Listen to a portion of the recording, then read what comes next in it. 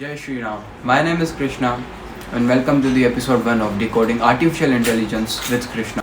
LLM models के नाम पे हम चैट जीपीटी, जिमनाई और इन सब को ही जानते हैं। तो उन सब में डीप डाइव करने से पहले अब तक हम जो यूज़ करते आए उसको समझते हैं। अब तक हम यूज़ करते थे सर्च इंजिन्स। सर्च इंजिन्स में क्या होता है कि जैसे आपको किसी भी चीज़ के, जैसे अभी मुझे for example I want to know about Harry Potter. अब हैरी पॉटर किसने लिखी, वो उसे क्यों एक मूवी की तरह बनाया गया, अच्छा मूवी की तरह बनाया गया तो डायरेक्टर कौन था, अच्छा रियली में लिखी किसने थी, ये सब मुझे जानना है। तो मैं जीपीटी से पूछ सकता हूँ अभी के ज़माने में, और जीपीटी मुझे हेल्प करेगा कि वो क्या क्या है, कैसे कैसे है। पर बिफोर जीपीटी हम उसे गूगल करते थे, फिर वो बैकग्राउंड में पूरा रन होता था, और फिर उसके बारे में जो भी इंफॉर्मेशन वहाँ पहले सेव की गई होगी उनके द्वारा, उसके थ्रू हमें बस वो सिर्फ इन्फॉर्मेशन उधर स्क्रीन पे रिफ्लेक्ट बैक की जाएगी। तो ये सिर्फ सर्च इंजन का काम होता है कि हम जिस भी कीवर्ड्स के बारे में सर्च कर रहे हैं वो कीवर्ड्स काउंट करके होंगे।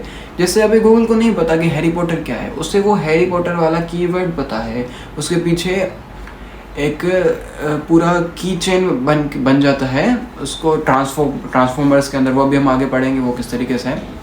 तो गूगल को तो सिर्फ वो पता है, और उसके थ्रू उसने उस चीज़ से रिलेटेड, उन कीज़ के रिलेटेड जो भी इंफॉर्मेशन थी उसने वो जस्ट रिफ्लेक्ट बैक की हमारे ऊपर, एंड दैट्स इट। ऐसे एक सर्च इंजन वर्क करता है। पर जो अभी हैं, अभी वर्क होता है एलएलएम मॉडल्स पे। अभी एलएलएम मॉडल्स क्या हैं, चैट जीपीटी क्या है, जिमनाई क्या है, वो कैसे वर्क करते हैं।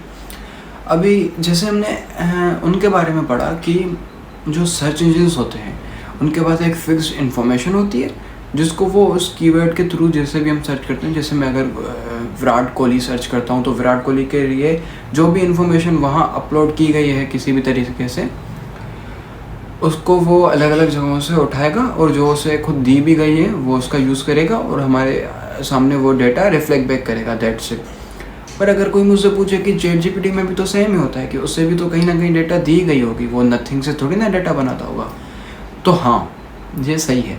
हाँ, यही चीज़ search engine and LLM models में सेम होती है। पर डिफरेंस कहाँ आता है? ये डिफरेंस यहाँ आता है कि एलएलएम मॉडल्स जनरेटिव होते हैं और सर्च इंजन जनरेटिव नहीं होते। मतलब अगर मैं ये जनरेटिव होना, सिर्फ ये एक ही टर्म इनको उनसे different and unique and amazing बनाता है, मतलब माइंड ब्लोइंग है। जैसे हाउ आर यू, अब इसका वो जवाब देगा प्रॉपर्ली। अब ये ऐसे अनबिलीवेबल लगता है कि जैसे किसी ह्यूमन ने हमें जवाब दिया। तो ये ह्यूमन वाइब देना और मशीन्स को ह्यूमनाइड करना और ये सब चीज़ें, ये जनरेटिव होना, ये सब क्या है, इनमें अभी हम डीप डाइव करेंगे और इनको समझना शुरू करेंगे डिटेल में। इतना rapid grow that was like unbelievable, और वो करके दिखाया उन्होंने और वो हुआ भी। पर अब हम उस जीपीटी को थोड़ा सा डिकोड करना शुरू करते हैं एलएलएम मॉडल को समझने के लिए, क्योंकि जीपीटी नाम उन्होंने ऐसा रखा है जिसका फुल फॉर्म समझते, उसकी डिटेलिंग समझते हम काफ़ी कुछ एलएलएम के बारे में वहीं से ही सीखते जाएंगे।